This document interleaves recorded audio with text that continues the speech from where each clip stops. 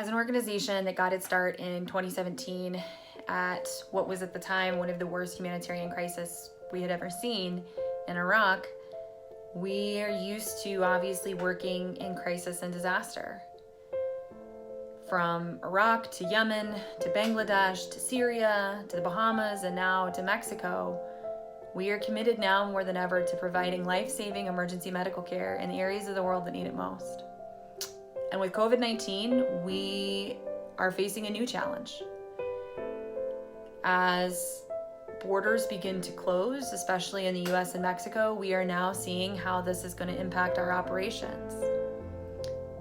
As a result, we are asking international organizations in the United States, Mexico, and around the world to take a stand of solidarity with us and commit that life-saving humanitarian aid must be allowed to continue despite international border closures. This means that teams should be allowed to cross, that their supplies should be allowed to go with them, and that governments should do everything in their power to facilitate this work, that they should remove bureaucratic red tape and allow these teams access to vulnerable populations to help provide life-saving medical care.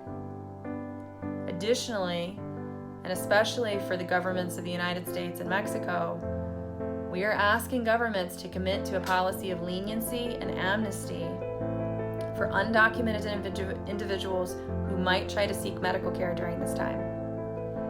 There cannot be a perception of retaliation or persecution for seeking medical care during this time.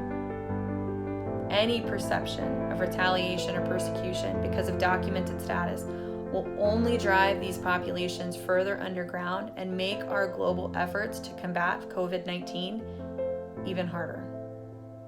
This is not a one-man effort. This is not a one-country effort. This is a global effort, and we need to band together to commit to the greater good, for the good of humanity. We need to put humanity first above individual countries' immigration policies so that we can combat this virus as a whole.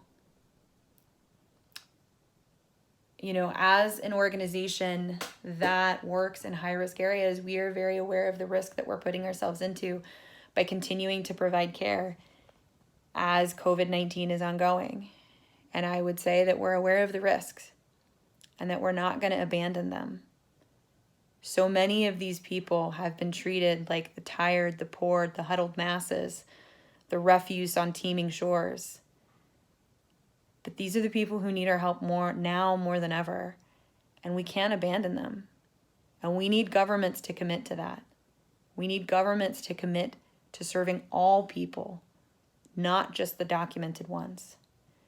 Because despite what anyone might think, this virus does not care about your race, about your religion, about the color of your skin, or the documentation status that you might have.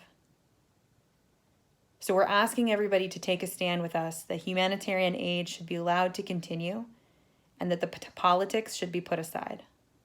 Thanks.